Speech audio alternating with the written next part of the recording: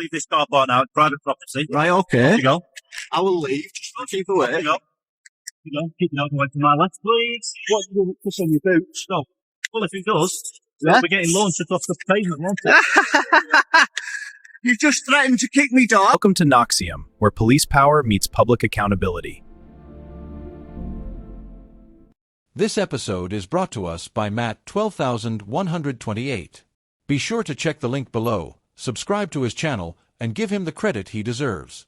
In this episode, Auditor Matt is peacefully filming the design of a police station when two arrogant officers rush in and demand his details, treating a lawful activity as if it were a crime.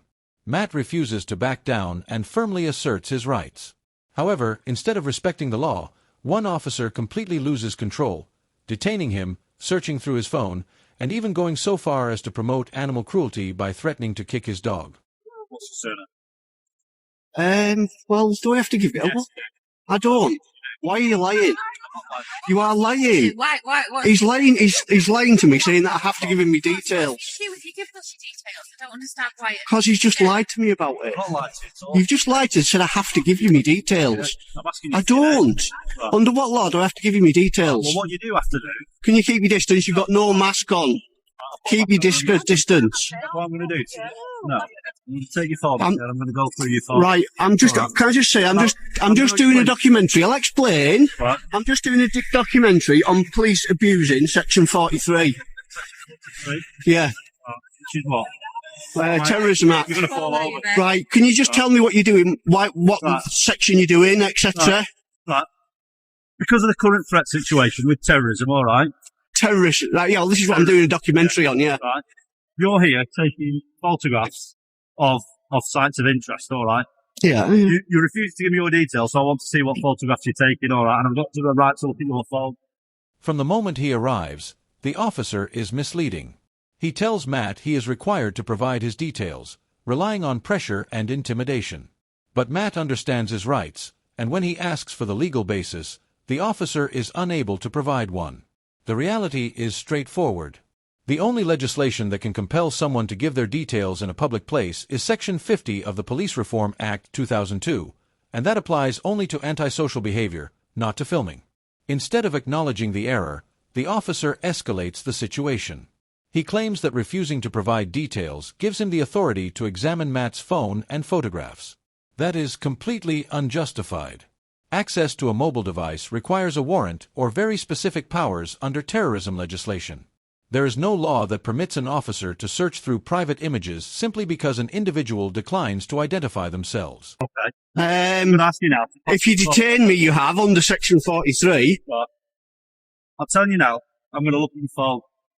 Now, how we do it is entirely up to you. I don't start getting hands on me and putting you on the floor. What I am going to do, I'm going to start looking at You're your going to phone. put me on the floor. Yeah. There'd be a lawsuit against that. You know that, don't Right, you? that's- Because what you're that's- doing now is unlawful. No, it's I've not. done nothing wrong. Right, I'm asking you now if I can have a look at Right. your phone. No, you'll have to detain me. Right. Hey, do you want to tell us what you're doing? Am I just going to take your word for it?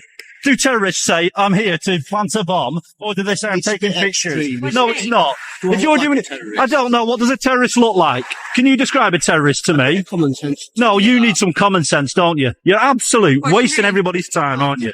I didn't find anything. What were you expecting to find? Items relating to terrorism. And you didn't find anything?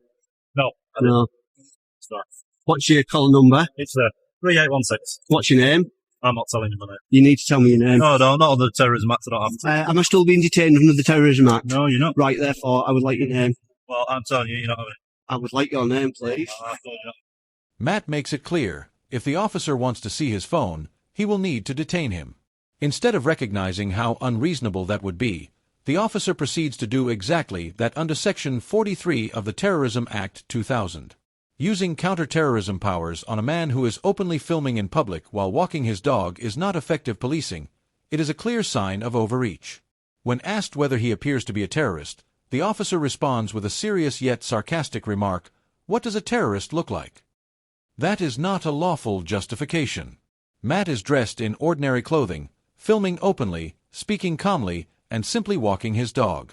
None of these factors meet the threshold of reasonable suspicion required for terrorism-related powers. Even after the search concludes, the conduct remains unprofessional.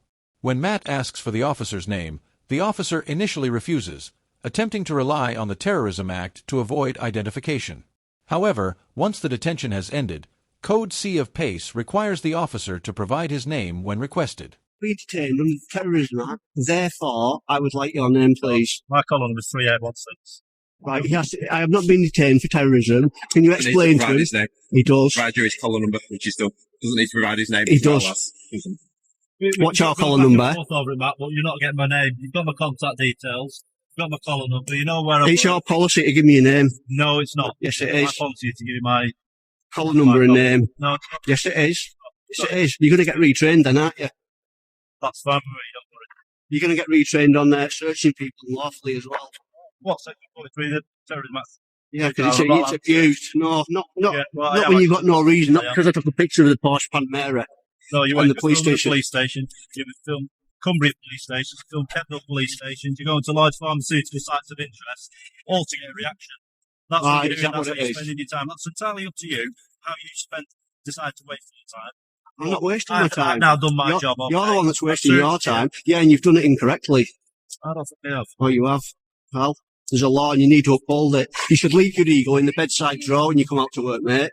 When Matt points out how frequently Section 43 is misused, the officer turns the accusation back on him, claiming that he deliberately visits police stations and other sensitive locations purely to provoke a reaction. In other words, the officer openly acknowledges that he understands exactly what Matt is doing, auditing. That is not terrorism, it is not a crime, and it does not constitute suspicious behavior. It is lawful filming intended to assess how police respond in public-facing situations. And here is the critical point. If the officer genuinely believes Matt is there solely to provoke a reaction, then why provide him with precisely that response? Detaining him under the Terrorism Act 2000 was not about public safety, it was about ego. By his own admission, the officer was aware of Matt's intentions, yet still chose to escalate the situation using one of the most serious stop-and-search powers available. That is not effective safeguarding. It is a clear example of poor judgment and walking directly into the very situation he claims to recognize.